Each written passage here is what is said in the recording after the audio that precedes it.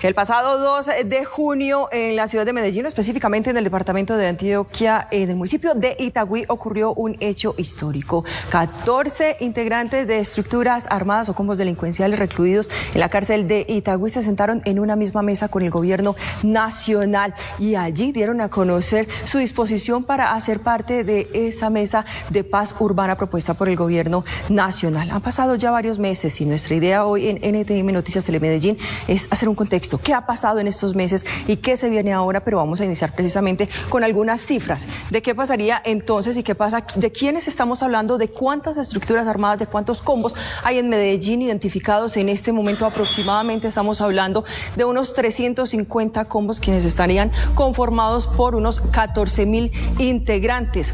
¿Quiénes están a la cabeza de estas estructuras armadas? Los nombres que más suenan, algunos que hemos escuchado constantemente, otros que hemos escuchado menos. Están alias Tom, el Montañero, el Saya, Albert, Carlos Pesebre, el Compa, Juan 23, Iván el Barbado, Grampa, Lindolfo, Perica, Clemente, Don Pepe, Chaparro, Mundo Malo. Estos serían como las personas que estarían a la cabeza de estas estructuras armadas, muchos de ellos recluidos, ya lo decíamos, en la cárcel del municipio de Itagüí, y quienes expresaron, leyendo un comunicado y sentados en esa mesa, su disposición de ser parte de esta mesa de paz urbana. Hoy hemos invitado a Luis Guillermo Pardo para que hagamos un contexto de qué ha pasado. A usted, muy buenas tardes, gracias por acompañarnos acá. Hagamos un contexto de qué ha pasado en estos meses, qué avances hay. Buenas tardes. Gracias, Diana, buenas noches. La verdad que es un tema fundamental, es un tema, la paz es una obligación, es un derecho constitucional, está en la Constitución de 1991, que habla de que la paz es un derecho y un deber, y tenemos además la ley 2272 del 4 de noviembre del año pasado, que establece y autoriza al gobierno para iniciar conversaciones de paz con estructuras de origen político, o sea, con guerrilleras y con estructuras del crimen organizado o multicrimen. En ese sentido, bajo el amparo de esta ley, el comisionado de paz ha instalado la mesa con el ELN, está instalada la mesa con las disidencias de las FARC, en medio de todas las crisis, pues, si en la guerra hay crisis, en la paz también hay crisis, en medio de las crisis. Y se ha conformado espacios de conversación sociojurídico con estructuras armadas, en Medellín el Valle de Aburrá, y que implica sus regiones de Antioquia, en Quibdó y en Buenaventura. En este marco de actuación, el proceso en Medellín el diálogo, el espacio va creciendo, va avanzando, reuniones tranquilas, ubicadas, discutiendo los entornos del conflicto urbano, un conflicto urbano que inició en la ciudad de Medellín, en nuestra ciudad, posiblemente en la década del 80 con Pablo Escobar, creó las primeras bandas. Luego las guerrillas crearon milicias populares y se armó un candeleo, una guerra que hemos llamado el conflicto urbano, y que en particular yo he recordado mucho porque yo fui el último asesor de paz y convivencia en la ciudad de Medellín, 1998, 1999 y año 2000, y allá teníamos la búsqueda, la esperanza, con el apoyo en ese momento del alcalde Juan Gómez Martínez, de buscar una reinserción social para todos los combos que en ese momento existían en Medellín. Hoy es para mí muy grato cuando voy a la cárcel de Itagüí y me encuentro con que muchos de esos comandantes de esas estructuras criminales que ustedes mencionaron, ahí faltó el nombre de Vallejo, que es el secretario técnico de esta mesa, en el cuadro que ustedes presentaron. Y eso fue unos muchachos que yo conocí cuando tenían 15, 20 años y hoy me los vuelvo a encontrar con un propósito de paz. Eso obviamente es un mensaje importante para la ciudad, un mensaje importante para las autoridades y un mensaje importante para Antioquia y para Colombia. Claro que sí. Yo le voy a invitar a usted para que también conozcamos, estamos hablando de más de 350 personas, de más de 300 estructuras, combos en la ciudad de Medellín, pero 6 estructuras que son como las principales y las más grandes. ¿Cuáles son ellas y dónde tienen presencia? Pues Ismael Tobón nos realizó la siguiente nota. En el norte del Valle de Aburrá, los Pacheli y los Mesa son las estructuras urbanas que mantienen el control territorial de Bello. También mantienen presencia en las poblaciones de Barbosa y Copacabana. En Medellín se encuentran los Trianas. Este grupo delincuencial tiene injerencia en Aranjuez, Popular y Manrique. En la Comuna 4 de Medellín se encuentra la estructura 12 de octubre. Su principal injerencia son en los barrios Castilla, 12 de octubre y una parte de la extensa Comuna 7 Robledo. Quien sí tiene control absoluto de sus intereses en el Valle de Aburrá es la organización La Terraza. Mantiene bajo su poder 7 zonas estratégicas de Medellín, que son Robledo, Castilla, Aranjuez, Manrique, El Popular, Poblado y Laureles. En el centro de Medellín los intereses están al mando de los Caicedos, con injerencia en la Comuna 10, La Candelaria y 9 Buenos Aires. Continuamos analizando este tema para preguntarle a Luis Guillermo Pardo cuáles son los intereses que hay detrás de estas estructuras. Ya las estábamos viendo 6 como las más grandes que logramos identificar. Mira, en Diana, este momento. Son grupos estructurados hace muchos años. Sí, no son nuevos. Que han trasegado diferentes periodos políticos de la ciudad y diferentes momentos de la ciudad de Medellín. Son grupos que se formaron inicialmente en confrontación propia en las propias comunas, en los barrios, fueron creciendo, aparecieron los grandes jefes narcotraficantes, los intermediarios, y se fueron convirtiendo en estructuras de apoyo y con diferentes rentas ilegales. Estas estructuras, por ejemplo, en Medellín, en 14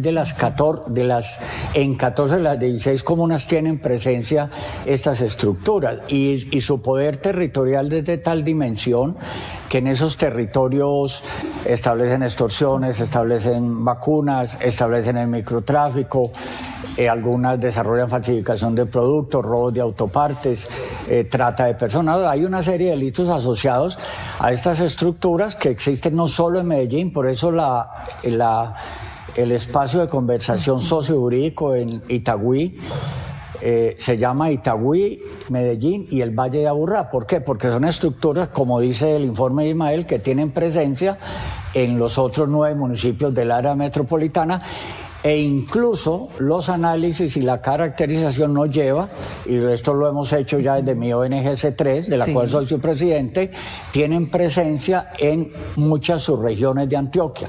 Porque este tema no solo es de rentas ilegales como microtráfico o como vacuna o como extorsión, sino también que implica minería ilegal y sembrados de cultivos de uso ilícito. Entonces, un mundo tan vasto que además tiene una presencia histórica de Medellín, el área metropolitana, Antioquia, otras ciudades de Colombia y otros países. O sea, este tema no es solo un tema territorial de Medellín, sino que este espacio, esta conversación sociojurídica va a implicar también referirnos a situaciones de conflicto urbano en otras ciudades de Colombia y en otros países. Sí, señor, y precisamente estamos hablando de pues, la cifra que se tiene acá, la decíamos ahorita, estamos hablando de unas 14.000 personas quienes estarían integrando estas estructuras armadas. Pero ¿qué debe esperar o qué está pensando en este momento la sociedad civil? Pues nosotros hablamos con algunos expertos para contarles. 7.000 avanzan en procesos de... Aunque no es la primera vez que Medellín enfrenta un proceso con estructuras armadas, ya que en los años 1993 y 1995 lo hizo con las milicias populares y en los años 2002 y 2005 con los bloques de las Autodefensas Unidas de Colombia, ahora el impacto, aseguran investigadores del conflicto armado en Medellín, es mucho mayor. Se estaría hablando de hacer una negociación con todas las estructuras que al mismo tiempo operan en el casco urbano. Eso sí sería un asunto sui generis. Se estaría esperando 14.000 personas mínimamente que estarían en un proceso de desmovilización y reinserción. Es algo que tampoco nunca ha sucedido. Tal vez la guerrilla más grande en desmovilizarse fue las FARC y fueron 10.000 personas. Las cifras llaman la atención, puesto que estamos hablando de 14.000 personas que a la fecha son las que cumplen labores al servicio del microtráfico, la extorsión, el homicidio, entre otros delitos, en las comunas de Medellín, esas mismas donde la expectativa de las personas está en saber si realmente habrá una no repetición. No sentir la extorsión, no sentir fronteras invisibles, no sentir que sus hijos pueden estar siendo amedrentados o siendo instigados a ser parte de este tipo de grupos armados al margen de la ley. Esas son las cosas que la gente del común espera, que los grupos armados y el Estado comprometan de que no va a suceder.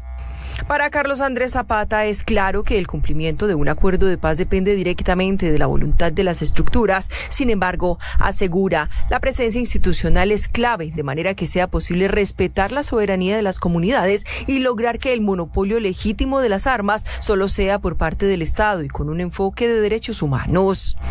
Si bien aquí no va a haber una negociación política en términos de pedir más curules, de reformas agrarias y este tipo de cosas, sí es absolutamente claro que necesariamente estos grupos tienen que comprometerse con la ciudadanía de dejarla libre, que sus instrumentos de participación, sus juntas de acción comunal, su tejido organizativo se exprese y participe libremente sin miedos.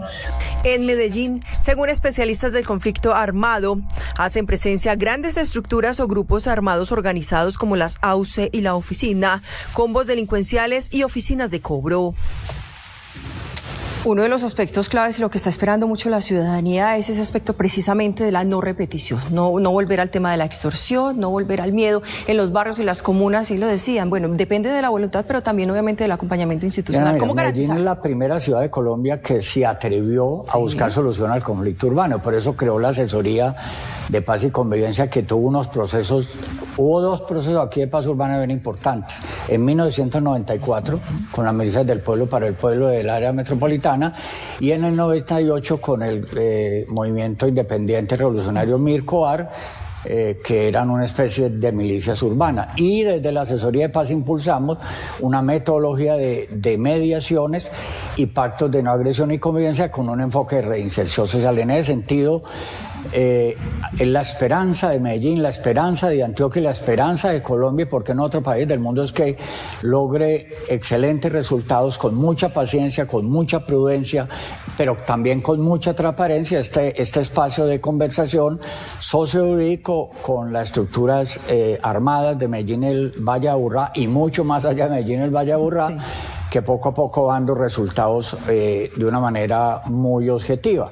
El tema de fondo es que hay leyes que permiten avanzar, pero aún está en discusión en el Congreso de la República una ley de acogimiento, desmantelamiento, sometimiento, se le puede poner cualquier nombre, que es lo que permitiría de una manera definitiva establecer las condiciones, la metodología, los criterios, las formas y las maneras y los fondos de establecer ya el fin de estas estructuras armadas. Existe la mayor voluntad. Usted va a la cárcel de Itagüí, se sientan con los 17, con los 7 voceros principales, con los 10 suplentes, hay un espíritu de paz, hay una voluntad y una decisión de solución al conflicto urbano, de desmontar esas estructuras, y la ciudad y la opinión pública tiene que valorar inmensamente el esfuerzo que se está haciendo en este espacio de conversación y que están haciendo estos comandantes, estos jefes, desde la cárcel de Itagüí.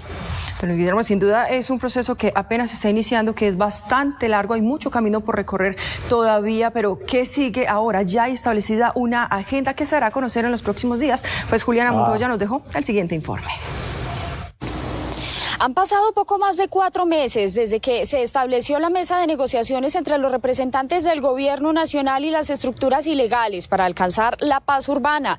El siguiente paso es dar a conocer la agenda en la cual se establecen los lineamientos para alcanzar la desarticulación de estas bandas criminales de Medellín y el Valle de Aburrá. Se espera que la agenda se dé a conocer en los próximos días por parte del Alto Comisionado para la Paz, Danilo Rueda, con el propósito de continuar avanzando en este proceso. Aspiramos a que en los próximos días el Alto Comisionado anuncie públicamente el contenido de esa agenda que ya está convenida entre la delegación y los voceros, y que tendrá como gran objetivo la desarticulación de las estructuras armadas ilegales que durante tanto tiempo han operado en este territorio. Además de la desarticulación de estas bandas, la agenda contempla otros temas como el capítulo de verdad, justicia y reparación para las víctimas.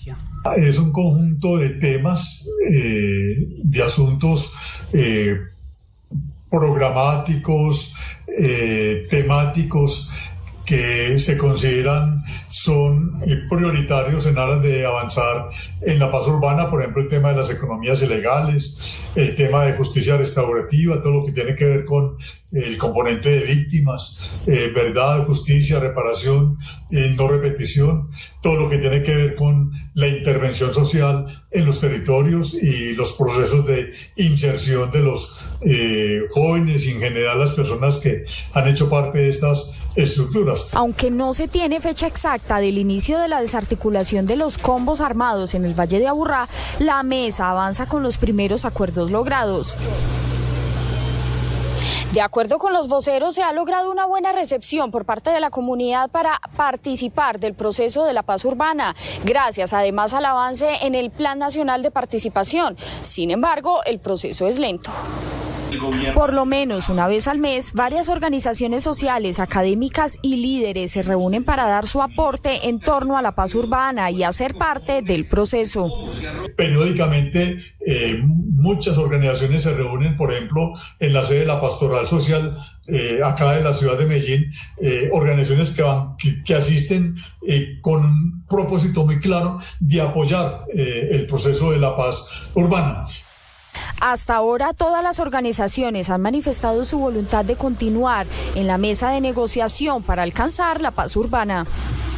Ahí veíamos entonces recientes anuncios con relación a este proceso que avanza actualmente. ¿Y qué tanto se va a lograr avanzar en lo que resta de este año? ¿Realmente se va a poder hacer algo? Sí, claro, Diana, es que la paz es día y noche. La paz es, mira hoy, es un día festivo, estamos hablando del tema de la paz urbana. No, existe la mayor voluntad, la mayor conciencia.